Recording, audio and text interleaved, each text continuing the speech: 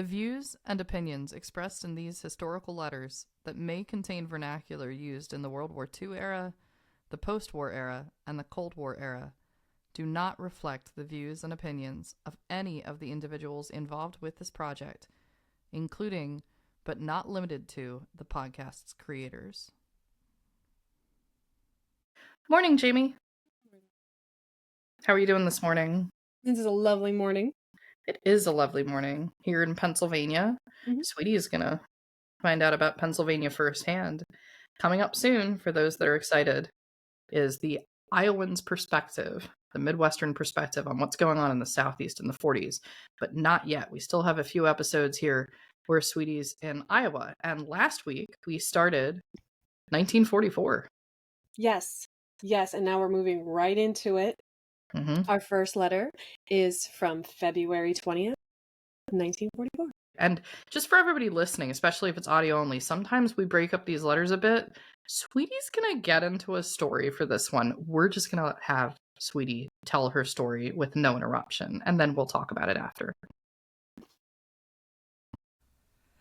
U.S. Naval Air Station, Ottumwa, Iowa, February 20th, 1944. Dear Boltons, congratulations, and maybe I should add condolences. I'm darn glad that they have given you a reprieve, both for sister's sake and for yours. If you should get as fed up with the Navy as Lou is, tisk tisk, it's a shame. Here's the latest little anecdote that should be interesting and possibly amusing. It is to me now, though for a while I didn't know what to think. Last night, Lou, in one of his rare bursts, just suggested that we eat downtown and then go to a movie.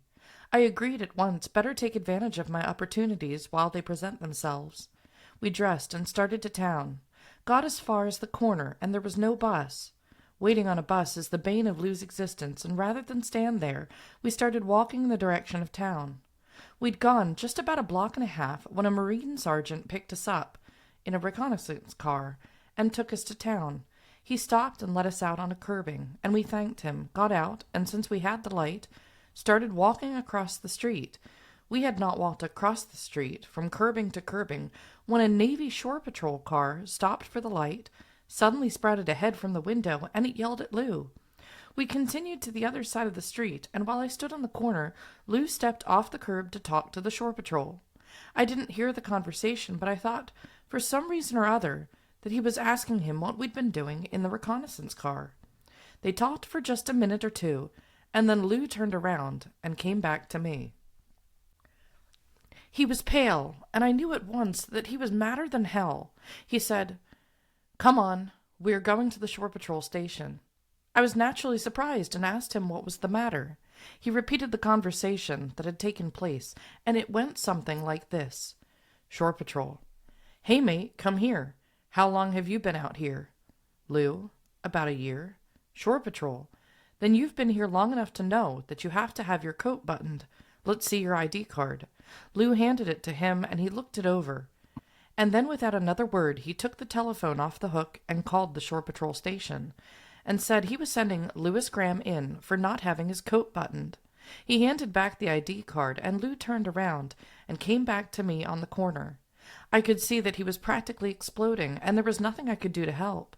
He glanced down and saw that he was missing a button from the front of his coat, and he said if they saw that, he would really be hung.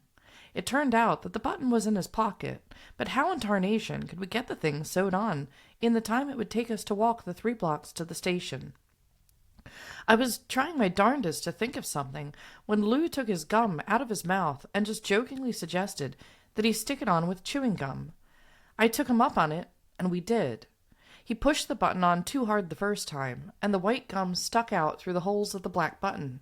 The second time he did a better job, and we prayed the remaining block and a half that it would stay on just that long, and no longer.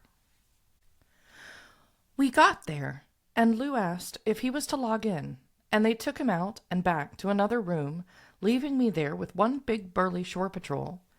He started talking about the weather, asked me if Ottumwa was my home, and he started to say something else, and I just asked him, "What will they do to him?"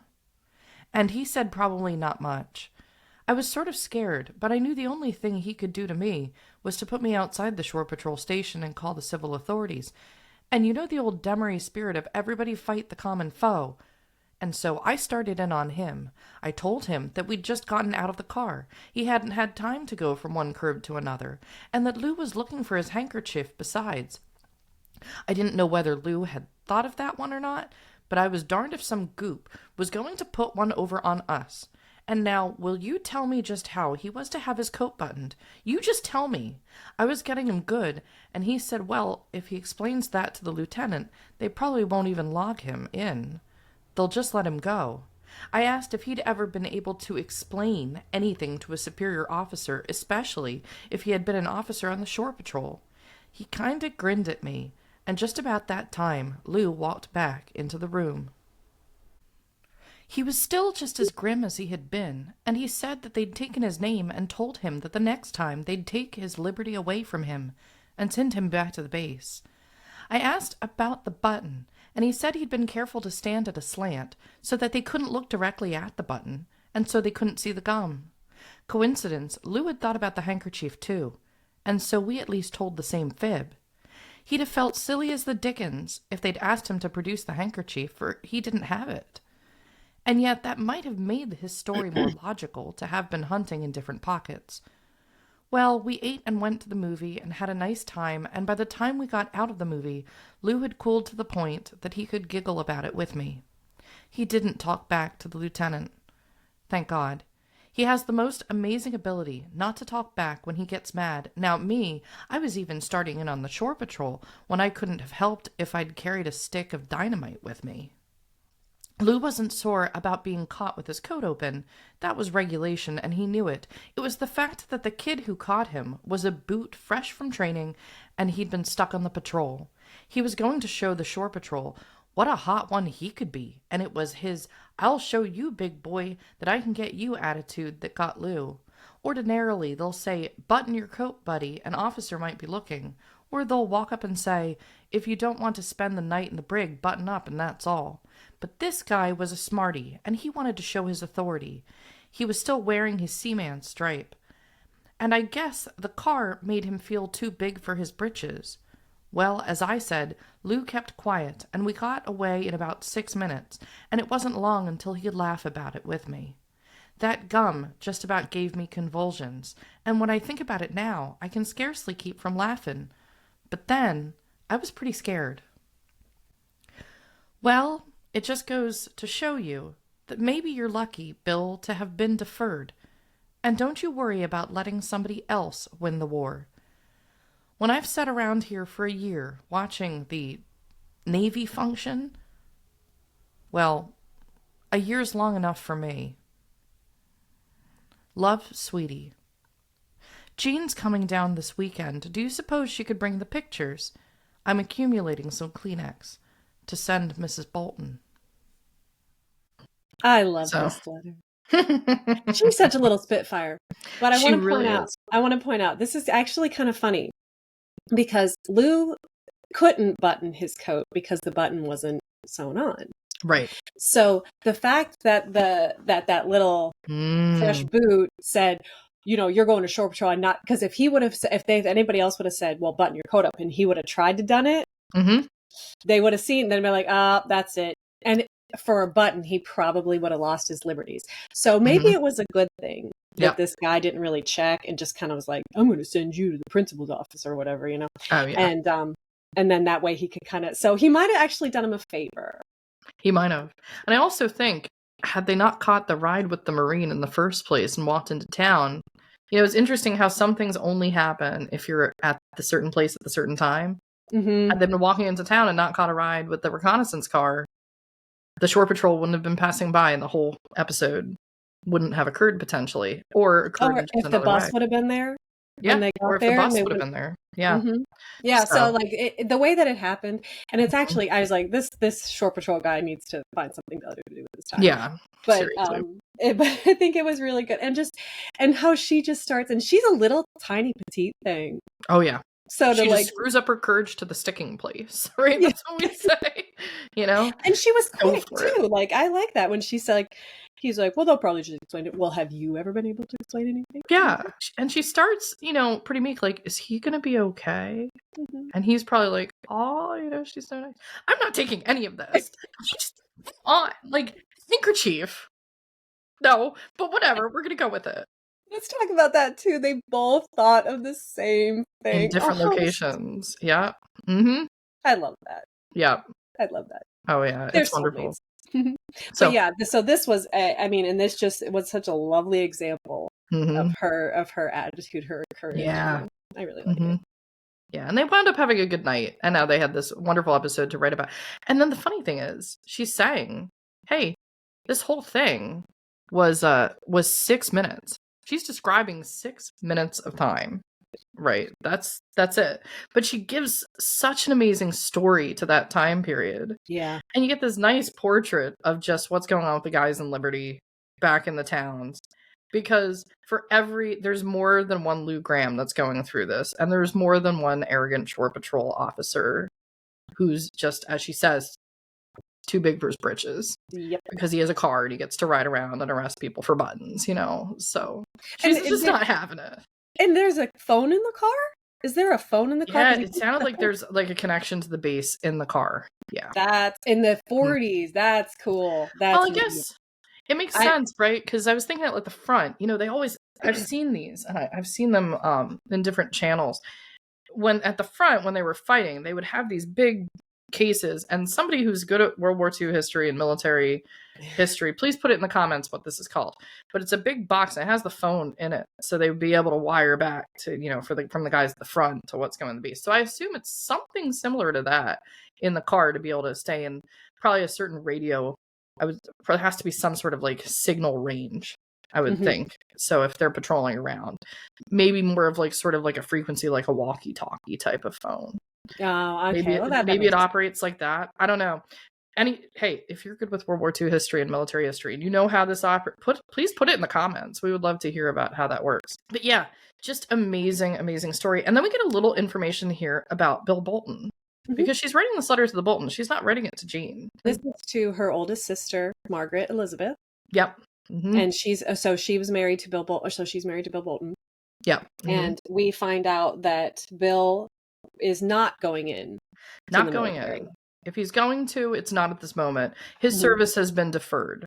So potentially there's something related to the draft or an enlistment here, but his service has been deferred. And the congratulations at the beginning is that he's not having to go into the Navy and deal with, the shore patrol and all this other stuff. But I decided to look in a bit more to Bill Bolton's military records. And we do have some documents here that I can bring up on the screen. Yes. And we can show you what they looked like at the time. And for the audio only, I'm going to describe what we're seeing here. And if you're audio only, you can always visit our website. Yep. These are all being put on the website. And see all of these pictures. All right. So I'm just checking to make sure that, we can see this here. So this is the World War II draft registration card for Bill Bolton. So we actually get to see the document. You can see Mrs. Margaret Elizabeth Bolton, their sister herself, listed as the wife. For those listening to the audio only, it says Precinct Cedar Rapids, because they're living in Cedar Rapids at this time, one of the bigger cities in Iowa. William Daniel Bolton, living at 823D Avenue Northwest, Cedar Rapids in Lynn County, Iowa. He was 29 when he's putting in this World War II draft card. Wow. Born in Brandon, Iowa, and he was born in 1910. So he's 33, and we see this card, and it lists the wife, of course, as we mentioned, as Margaret Elizabeth. And then what I love here is it lists the employer's name. Yeah. So we can see, because there's been a bit of a question about the Boltons. We know they had the farm, but there's been a bit of a question as to what Bill actually did. And I'm actually going to page forward here to the back side of the draft card so we can see this as well. Make sure that can be seen. Oh, so this is the back. Okay. So it's interesting. It must have been like folded or something like that, because the front side looks like an index card and the back side looks like a big sheet of paper. But yeah, listing his height as 6 foot and his weight as 167 pounds, ruddy complexion, hazel eyes, hazel eyes and brown hair. For those, just listening, the complexions that are listed is sallow, light, ruddy, dark, freckled, light brown, and black. Yeah, I guess that's That's so odd. It just is freckled. odd. Freckled. Well, that'd be me. The way that this is set up really speaks to the time. Oh yeah, and then we see the race as well, which of course this is Mhm. of the 40s, but the races, there's 5 options given here. The first being white, and then Negro, Oriental, Indian, and Filipino. Nothing else. So we Mhm. don't see like Native American. White is not referred to as Caucasian, of course, as we've seen Yeah. and some of the other options. Usually when you're filling out forms like this in the 40s, at least as far as the military is concerned, this is the government, classifications. So if you're Right. curious about the classification of race at that time, Mhm. yeah. And then of course at the bottom here it says registrar for the LaPlante Coet Manufacturing Company Inc. at date of registration October 16th, 1940. So that's when this document's from. And this was filed at the Lynn County Local Board number 2 in Cedar Rapids. And that has to do with the draft board, of course. Mm. So it's interesting to see these old documents. We get an idea, of the information there. But the great thing here is on the front and on the back, it lists the employers. So I did go, I'm going to stop sharing here. And I did go and I looked up the employer. So I'm going to go ahead and just read a little excerpt here. This is a court document in reference to the LaPlante Coet Manufacturing Company, Inc. And this is a document from the National Labor Relations Board decision. So it's not actually a court document, it's a board decision. But imagine it's like a civil document. It's dated July 28th, 1939. And Bill was probably working there at the time because that form was filled out in 1940. So on the second page here, it says the business of the company, and it tells us what the company did. So it says the LaPlante Coet Manufacturing Company, Inc. is a Delaware corporation having its principal place of business and its plant in Cedar Rapids, Iowa, where it employs over 320 production and maintenance workers. It manufactures tractor-drawn dirt-moving equipment and is the second largest establishment in the industry.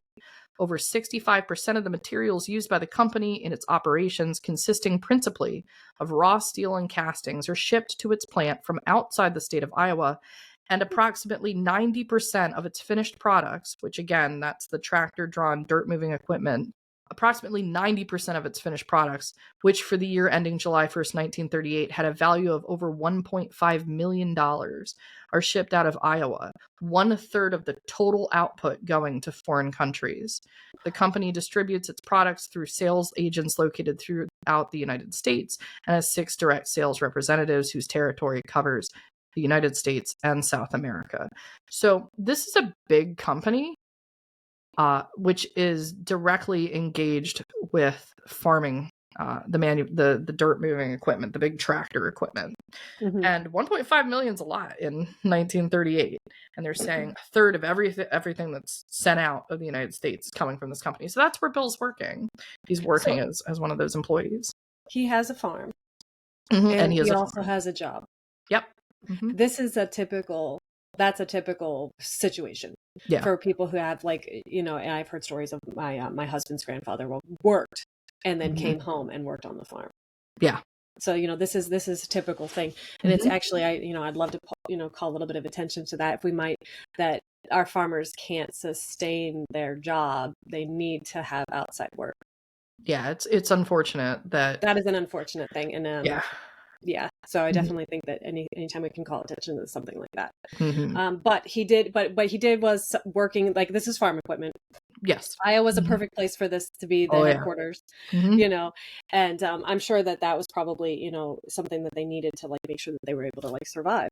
Yeah. Farming is very difficult. Yeah. So Oh, and if you travel to Iowa, by the way, right over the river in Illinois, if you go over that Mississippi River into Illinois, right on the other side at the Quad Cities, so across from Davenport. Davenport, you go over, you listen to some Big Spider Beck classic jazz music, and then you go across the river and you go into Moline, Illinois. And there's the 4 cities there. I think we mentioned that in a previous Mhm. episode at one point. But right outside Moline, not too far. Well, in Moline, that's the headquarters for John Deere. Mm, That's an we interesting thing. did call it, yes. So we're talking about tractors. I thought this is a good little call out. If you go like an hour away is John Deere. And when I went out to Iowa, we stopped there on the drive in. It's a free tour and it's a lovely little stop if you're on your way out there. If you can get to Dixon, Illinois, they have it set up as a site. It's not run by the National Park Service, but it feels very much like a national Park Service tour of like a location if you've ever been to those. So it's good for the family too. They do a demonstration. They have blacksmiths and things. Because John Deere, of course, never ever saw a tractor. He built plows. He wasn't alive for tractors. So public service announcement, John Deere himself never saw a tractor in his life. But he forms the company, of course, which is going to be known as, I think we can say, the best tractors out there. There aren't many tractor companies, and I don't know if there's going to be farmers listening to this being like, I like, the company with the red.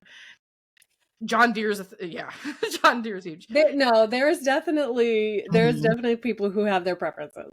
Right. And yes, and John Deere kind of paved the way for a lot of people to like, but there's definitely more. We in our family, we have a Kubota. Okay. And so, and that is, so like I have to tell you, it's orange. So I guess I'm team Kubota, but not John Deere. But so John Deere's great. There are definitely a lot of John Deere loyalists. Yeah. That love that brand. I should say this was not paid for by John Deere. This is not being sponsored by Kubota. It's not being sponsored, but hey, if you're interested in sponsoring the podcast, give us a call. We're Gen X. We do it like this. Yeah, exactly. So, but that was a very fun letter. That was a very fun letter, and it a little insight. And you're right, she is just a wordsmith. I love the way that she writes. I love how she puts her letters together, and it was a lovely peek into her and Lou's. But this next letter. Oof. This one we are going to break up and go into certain sections here of the letter. There's a lot. Sweetie's getting ready for a trip, and she's writing about this. February 25th, 1944. Dear Mom and Daddy, there are just 16 days left until the 11th of March, and then begins the 10-day leave and the trip to Philadelphia. You'd be surprised, I think, to know just how I dread going.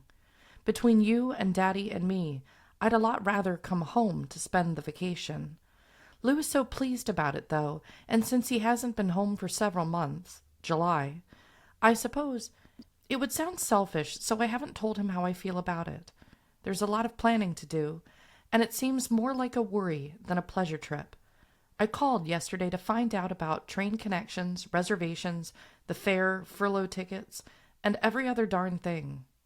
Here's the schedule. Leave Ottumwa, 5:15 a.m. Saturday morning, March 11th. Arrive in Chicago, 9:40 a.m. Saturday morning, March 11th. Leave Chicago, 11:30 a.m. Saturday morning, March 11th. Arrive in Philadelphia, 5:42 a.m. Sunday morning, March 12th.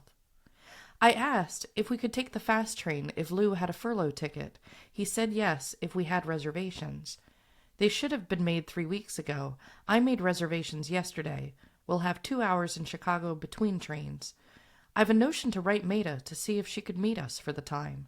Coming back, we're to leave Philadelphia, 6:22 p.m. Sunday, March 19th.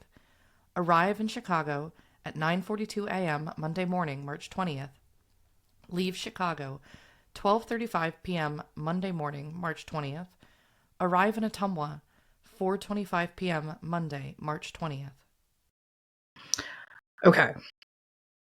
So here's the big trip that's being planned. And I think it's really Sweetie's first big trip. More so, I was going back to episode 1, and they'd crossed the river and they'd gone over into Illinois, to Nauvoo, Illinois, to go see one of the old Mormon settlements. And I think that's pretty much as far. Maybe Chicago, maybe Indiana, because we don't know too much about prior to when she was 18 years old. It's possible Chester took them to Indiana because he was from Indiana and there's family there. But as far as really long distance travel past, I would say, the radius of like Iowa to Indiana, she hasn't really done that at all. And here comes the first really big trip for Sweetie. And she's giving us these beautiful details about how much time it's going to take to get from point A to point B compared to today. And I mean, in that time, traveling like that wouldn't have been something that the normal average person would have done, because you can see it takes forever. Oh, yeah. Yeah, like Philadelphia to Chicago is a day in a car now. Like, I can't even imagine being overnight like this. But yeah, like, so I can imagine this is probably something a little bit, and she's obviously worried Mm-hmm. She has her concerns and she's Yeah. scared about it. And that's completely understandable. Mm-hmm. And so, and like at this point in time, Lou's taking this trip. Oh, So yeah. this is a good thing Right. for him. Yeah. Yeah, he's like, oh, I get to see my folks. Yeah. It takes some time, but hey, I'm going to bring my bride home and we're going to have a great time. And that's another thing I want to point out too, like kind of on the more relationship side of this. She understands that he's very excited about this. Mm-hmm. And it's important in a relationship that like she understands that like her making these like voicing her concerns and her apprehension would not be helpful. Right. So she's doing it with her parents, which is wonderful because he's very, very excited to go see his family. He's very excited to take his bride home. Mm-hmm. So I love that she's so considerate of that. Oh, yeah. It takes just one day, 24 hours each way. Lou says it's an awful long, tiresome trip that makes even him disgusted. However, that still isn't as bad as I thought it would be. I thought it would take at least a day and a half. I thought the fare on these fast trains would practically knock your hat off, though. Furlough rates for Lou round trip, $27.50. For me, it is $41.91, and roughly that saves $14.50. Ticket will be $70, not counting meals. Okay, and I do have the inflation calculator here, so we can Yay. get a read on what $70 would be today. So $70 today, the inflation rate here. Oh, Inflation- I don't like that. This is not is like good. Okay, grand just hit me with pause. it, girl. Ooh. The cumulative rate of inflation. Let's go with the percentage first for the math people that want to do this in their heads. 1,687.2% is the rate of inflation from 1944 to 2024. So $70 today would be $1,251.01. That actually sounds like for a train trip Mm-hmm. on a fast train. Yeah. Like she is calling it. That sounds a little bit reasonable. Yeah. Like, And it's a 24-hour. for what? Like it's 24. I'm sorry, it's 2 $1,200 tickets. for both of them. Right? Yeah, for 2 both. tickets. Wow. Still. Oh, yeah. Okay, let's talk about that for a second. The inflation. You know what? No, this is not a libertarian podcast. So, but yeah, like that's really cool that he was able to get a discount. So Yes. that's good. That's good he's for getting them. a furlough rate. So he's on vacation for the military. The military is going to give him that at least. But still. And then the meals on the train because they're spending the time there. I don't know. She says, well, it's not as bad as I thought it would be. It's not a day and a half. If you're already a day in at that point, you're in my mind, you're kind of the mentality like, what's another 12 hours?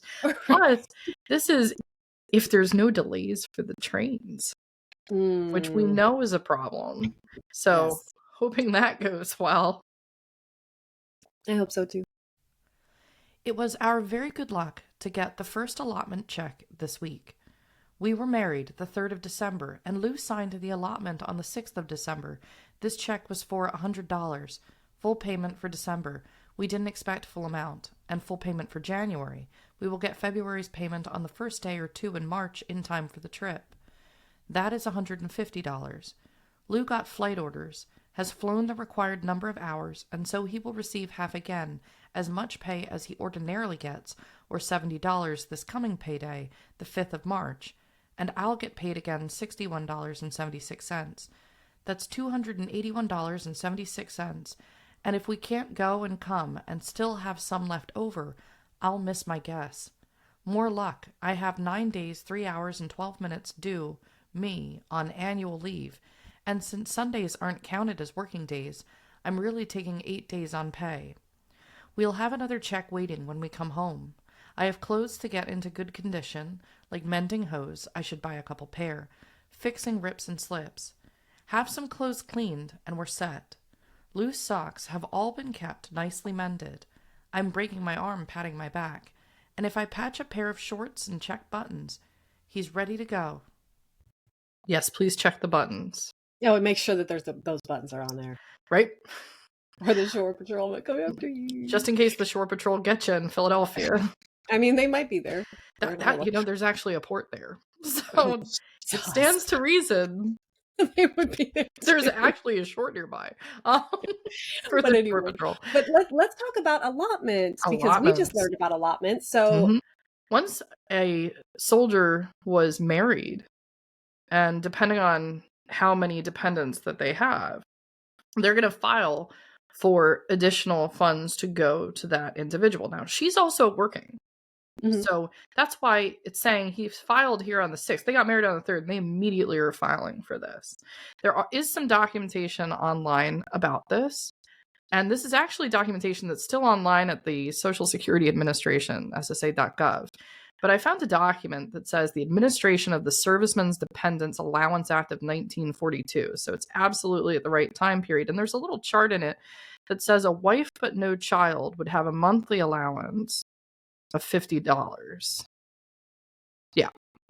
And a wife, and then it breaks it out. One child, $62. Wife and 2 children, $72. It maxes out. Wife and 5 children is $102 monthly allowance.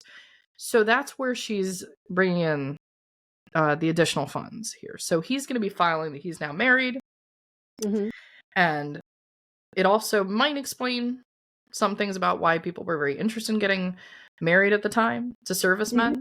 I mean, the servicemen are falling in love. The women are falling in love with these great guys. Fantastic.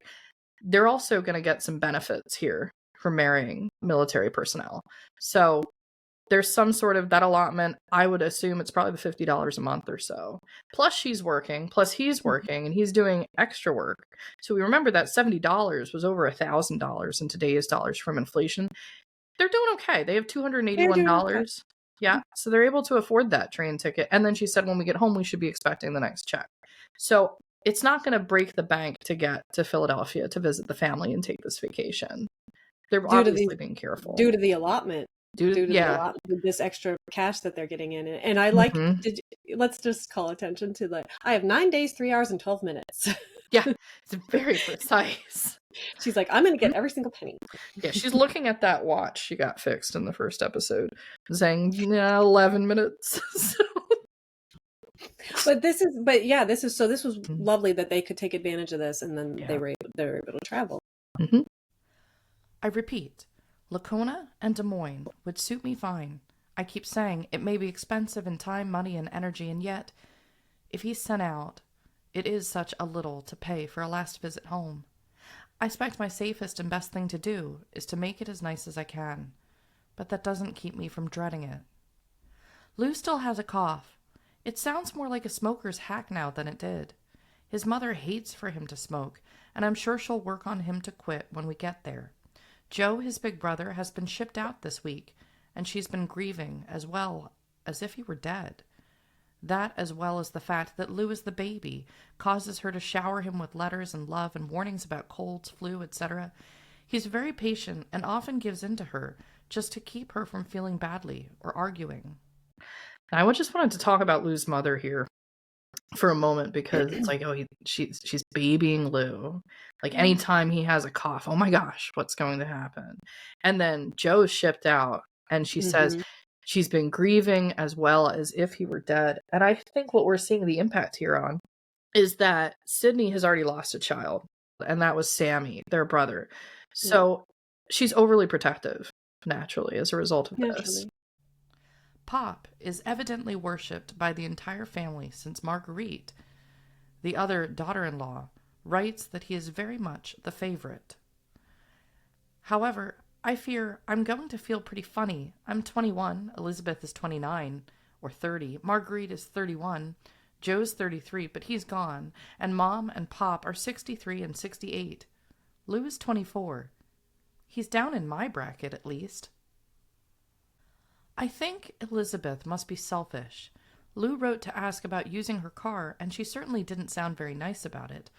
Of course, gas rationing makes a difference. Lou wrote and asked if he could borrow her car to go to the shore, since I'd never been east. She wrote back and sounded quite reluctant. That's why I wrote to Daddy about the A coupons. Yeah, I'm going to pause here, because there's a couple things mentioned in this paragraph. One is she's making an assessment of afar as to Lou's sister, Elizabeth. And then the gas rationing is talked about. And rations have come up in other letters. Chester can only buy so many pairs of shoes. 3. Yeah, the 3 pairs of shoes. And he was like, oh, that's cool. I don't think I'll need that. So I started to do some research, because I think we all understand the concept of rations. You can only buy so much. But how that really works in operation. Imagine if you're trying to go to the store and buy something. How does the store know that you haven't already bought at another store the rations, right? How does this whole system work? So I looked it up, and the organization that controlled this in the 40s during the war was called the Office of Price Administration. And the Office of Price Administration was in place from 41, I think it was 41, and it ended in 1947. And there was just this sense across the country that everybody was going to do their part for the war. So what they did was they would have these local ration boards, and it was a huge, huge network. When I looked to go find the information at the National Archives online to look at some images of what the Office of Price Administration did, a very small fraction of their collection has been put online as like digital scans. There's millions of documents about this. Imagine the amount of jobs this created, the bureaucracy of keeping track of individual families, and did they use this and did they use that? And the rationing would be for so many things that you could think of. There's rationing for meat. There's rationing for different types of food, specific types. It's not just like you go and you say, okay, we have a ration for this and a list. These coupons that they're talking about are basically like stamps, and they would present that to pay at the counter with the merchant. So it's just, the pay is you're still paying for the item. It's just your ability to buy. So you'd have to present this to say, oh, we haven't already taken our share, and present it. So I think that's what's going on with the A coupons. She's asking to get these so that they can get extra rations of gas, because gas is being rationed. By the way, Jamie, coffee is also being rationed. So I found some online. I have some information coming in. I'm going to do some extra videos about it, about the coffee rationing. And it's specifically, I was very fortunate to find online a reference for this. So I have the materials coming in to look at. They're the original authentic documents from Iowa, from a retailer, from the retailer's perspective of how they were allowed to ration certain things. And I got all the documents I could find about coffee. So we actually have how that worked. But that's going to be some future content on the channel, or everybody, if you want to know how the rationing. I'm very impressed by the logistics of the operation. And the other thing in place is a price ceiling. So there was a price ceiling as well as the ration. Oh, okay. Yeah. I was looking at another document from the Office of Price Administration. They went to the retailers, especially ones with like meat and things like that, and they said, you work out how much you can charge for this based on using this equation. And I'm like, my math skills are not. They had better math skills back then. They didn't have they can just type it into a computer and say, here's what I'm allowed to do. And it did some algorithm and figured it out for them. Yeah, so it actually has the equation on there. So I thought that was really cool. So I have that coming in too. But the gas rationing, everything was different books. So she's asking about these coupons. So Elizabeth doesn't want to basically share the car, because then she only has so much gas to get around to. And Sweetie's basically coming in here and saying, hey, he's home. I've never seen the shore. I'm being picked up by the shore patrol. But I've never seen the shore, and I'd really like to. She must be selfish. So yeah, I mean, that definitely. Yeah. But too, like, sometimes when you read things, they can be lost in translation. We don't have Elizabeth's letter to Lou, which would have been fun. But yeah, it does kind of sound like this woman, Sweetie, has not ever been to the shore. Never been to the East Coast, and she has opportunity, and Elizabeth's all like, I don't know if I want to share the car right now. What if I want to go somewhere? Yeah, I mean, it's a week. I might need to go somewhere. No, it's ridiculous. But yeah, so this is what another, and then she's already apprehensive about it. She's already like anxious. Yeah. And so like, this is what she's going into. Mrs. Graham wrote and said she'd love to have us bring her some trailing arbutus. I checked the greenhouses, and they do not grow it, since it is a summer blooming vine, and I know it could not be found in the woods this time of year. What kind of miracle man does she think us Iowans are? I haven't heard from Jean. I think it is her turn to write some. I love this idea of, well, they're out there in the Midwest, so they have access. Every plant has to be growing at all times. Just go find some of this thing. And she's like, that's not how this works. It's February. Yeah, it's February. Literally the end of February. But to her credit, Sweetie went around and checked. She did. I like that. What miracle man does she think we are? Jeez. Yep. But I love how she's just like, Jean needs to write me. She Yeah, just got in the middle. Wait a minute. I forgot to demand my letter. Yeah, I forgot. Like, I didn't do it at the beginning like I normally do. Yeah, in the middle of the letter. Yeah. I got an announcement from Bernice Davis announcing her marriage to somebody in the East. I did not know him. They live in Arlington, Virginia, out of Washington, D.C. Wouldn't it be fun if while we're there I could surprise her? Gee, I'd like that. We got a cute Valentine from Jean and M.A. I meant to send them each one, but I got sick about then, and they somehow just didn't seem so important. I've recovered and feel okay now, except that if I get pretty tired, I get a backache. The cough medicine has practically kept Lou alive, but I anticipate quite a show of concern and anxiety when we get to Philly. Mr. Corey has not yet received his orders, though he quit work on the 15th of this month. He does not seem to worry, but spends his time relaxing and playing, spoiling, with AL. Yeah, and another whole section here of the letter that gives us some quick updates of things that are going on. We knew from Mrs. Corey's letter at the end of December of the previous year that she had an idea that they weren't going to remain in Ottumwa, the Corey family, for long. And now we get the confirmation slowly that things are going into their place. And here's the orders. Mr. Corey's done at the base. So at this point, might as well go on that vacation. You're not getting free car rides to the base anymore. Nelson Corey's no longer going. I have a good start on the jumper. Using Mrs. Corey's sewing machine, pattern, and ripping up the old dress, we're doing pretty well. I sewed on it Sunday. Remember the 24 tiny tucks in the blouse? I made them too big, almost like pleats, and the darn thing was about big enough for AL. Of course, I had to take them all out and begin again. It is fine now. I have the sleeves embroidered, have the collar yet to do. It is coming along fine, and it will be very pretty, and Lou is constantly amazed at me, not for starting it, but for keeping at it. I think when it's done to take to Philadelphia, he'll be so proud of it, and me as I will. I lost some weight while I was sick, and I've lost a little more since. Vitamin tablets keep me from feeling so no account. I think half the trouble is eating my own cooking. Lou lost some weight, but he is gaining it back now. I think I'd better stop now. I'll make out an itinerary for you showing the time again, and the names and number of the trains we'll be on, and the telephone and house number of the Grahams, so that you could get in touch with me by wire or phone at almost any time if the need or occasion arose. I'll write again soon. I think I've done fairly well this time. Love, Sweetie. You did do very good, sweetie. Oh, yeah. And she's getting ready for her trip here. Now, this is going to be an exciting trip. It is coming up soon in the letters. Not yet, but we know in March. That's the plan, at least. We're going to go to Philadelphia. And that's also the other thing. She wanted to get to the shore. We were talking about the gas rationing. She was like, oh, there was this friend that's over in like Arlington, Virginia or Washington, D.C. I do think there's a mentality from the Midwest that like every city is like right next to each other on the East Coast. There is. Yeah. Right. Okay. Yeah. Because it's like, I don't think Elizabeth is gonna like if you can't get to the shore. What's that? I think I'm in Bucks County. A couple hours. Yeah, she's not going to give you enough gas from her rationing books and the car to get to Arlington or to Washington, D.C. So you can like drop in and pay your friend a visit. That would be fun though. It would be fun, but let's focus on the coast if we can get to the coast. But then again, it's also going to be March. Yeah, this is true. Oh gosh, I didn't even think of that. March at the Jersey Shore. It was funny. I was just looking on social media. And they had a map of the East Coast of the United States. I love fun memes. I'm all for fun memes.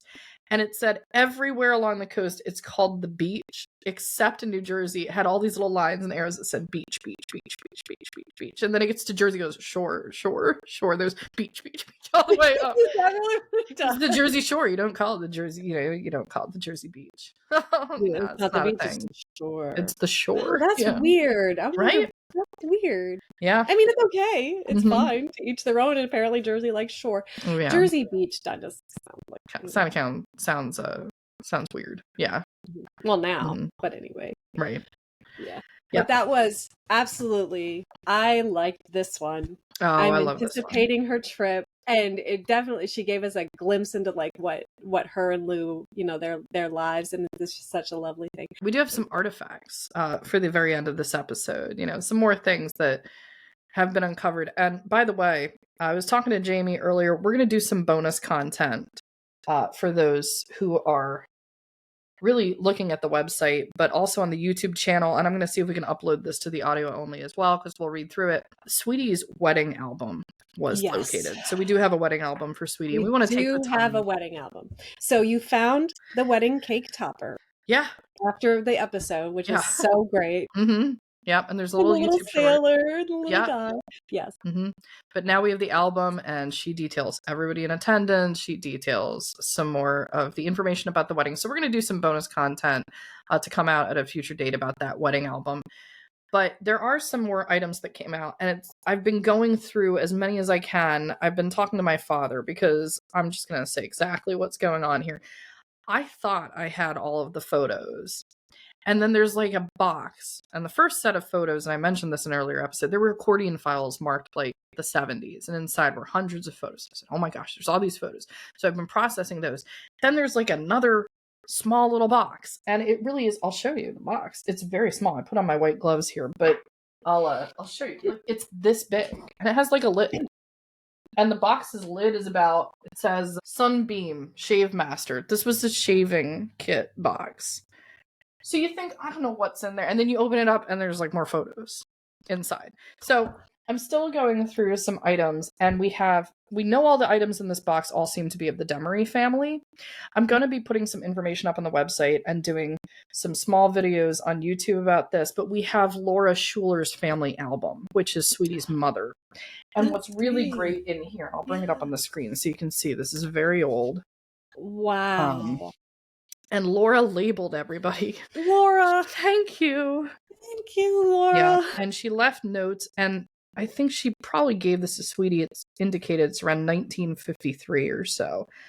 But these would be, these are tin types. Okay, so this is going to be pre the paper photographs. So these are metal.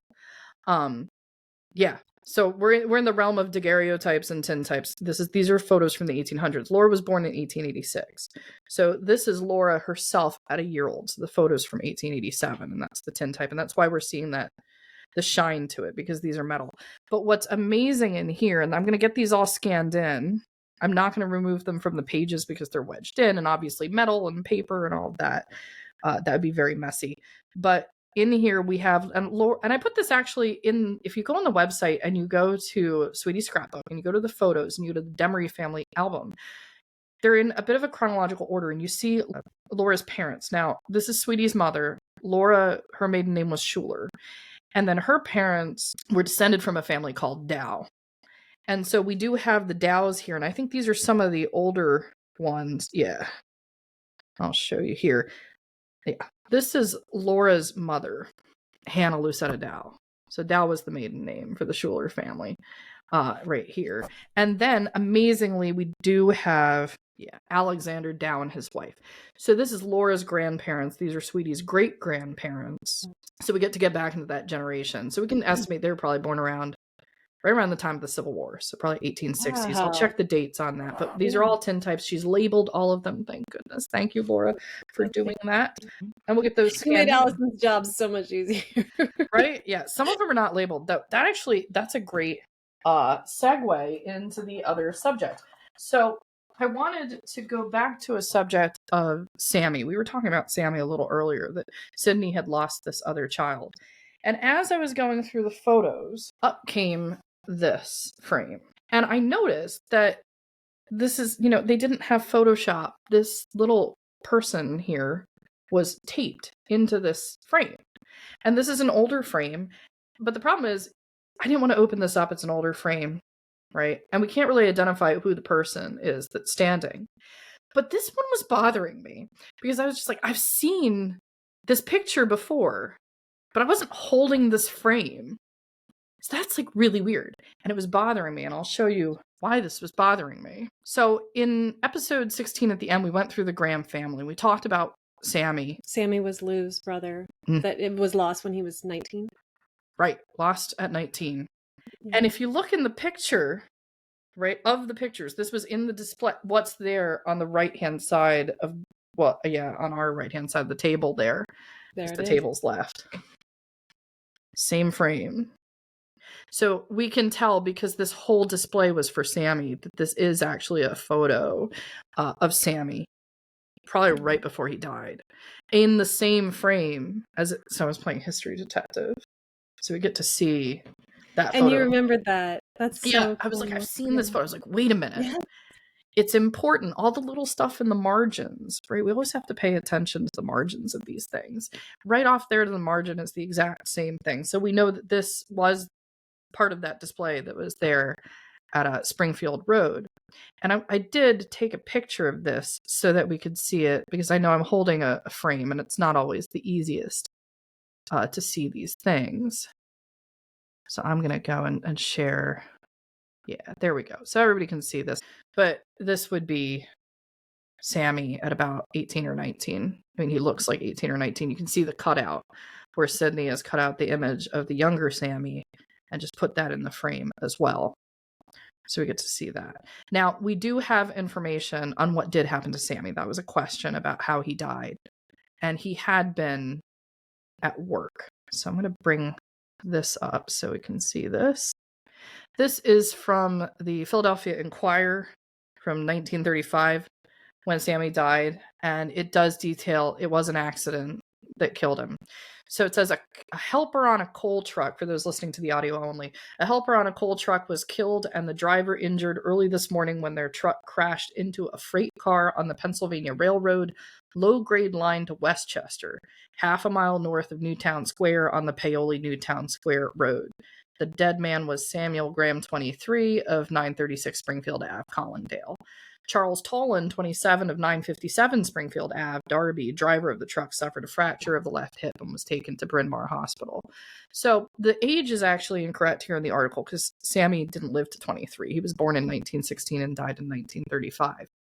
But we can see what happened. It was an accident where the coal truck, which he was working on after high school, collided with the freight car on the Pennsylvania line. I do believe that Pennsylvania line, I actually went to Westchester University for my undergrad, so I'm familiar with this general vicinity, Paoli and Newtown Square. This is a very busy area. There's a lot of railroad lines moving through here.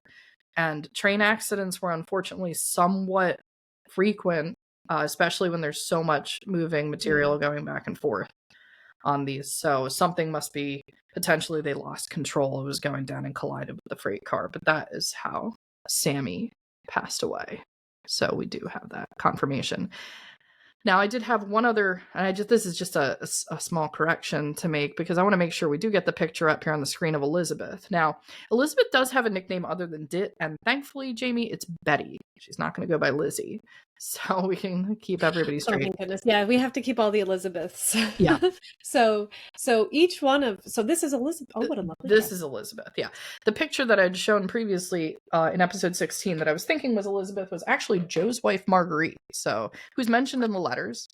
And that's been updated on the website, so you can see that. But this is Elizabeth, and you can see the look in the face. Very much like Sydney, like her mother. I was going to say, she looks like her mother. Another stern look, yeah. And I think it's probably, it looks like it's the same backdrop. This is probably at 936 Springfield. It is definitely the same wallpaper. Yeah. Yes. So this has to be at 936 Springfield. And yeah, she's got her pearls. I know, she's very done up. Mm-hmm. Maybe this might have been a whole series of photos, because remember, they're all reading the books. Yes. And Sydney's wearing her pearls, and now she's reading, and Elizabeth, she's wearing her pearls. Yeah, but here is the one that Sweetie is a bit concerned is selfish. The one that doesn't want to give her doesn't want to give the car. Yeah, this looks like a face of, I don't want to give up that car for a week. So. Well, she's the oldest, right? Yes, she's the eldest. She was born in 1910.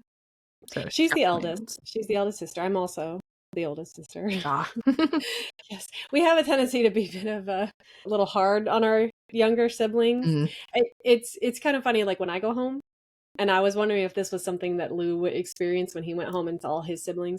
When I go home, my siblings and I all regress. Like, we trip each other. We like say things to each other all the time under our breath and stuff like that. Like, we totally turn back into like 12-year-old.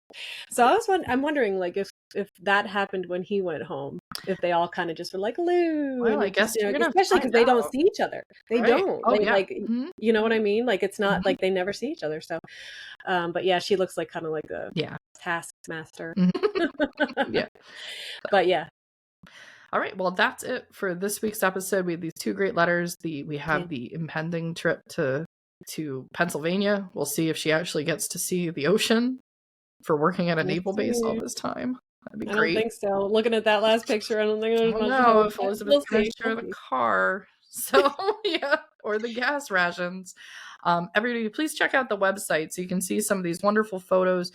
There's more bonus content that's being uploaded onto YouTube. So if you go to the YouTube channel, if you have a few minutes, usually they're shorter clips, so you can go through and just get a little more information about some of the things talked about. I am looking into the logistics of rations because I think it's just so interesting, and that'll be a whole thing. That'll be uploaded into YouTube. I'll see if I can do it as a separate playlist on the audio channels and things. So if you want a big deep dive into that, I plan on doing that myself. And then please like, share, and subscribe to the Love Sweetie podcast on YouTube. If you're listening to audio only, please leave a review. Please mark the ratings on Apple Podcasts, on Spotify, on Podchaser, on Amazon Music. And I did also copy the YouTube videos over to the YouTube podcast platform because they have an audio only platform over there as well. So that everybody, if there's anybody that just listens to audio only through YouTube podcasts, it's also available. All the episodes are moved over there as well. So that'll be updated as the show progresses. But yeah, that's everything for this week. Well, we'll see everyone then next week. Bye, everybody.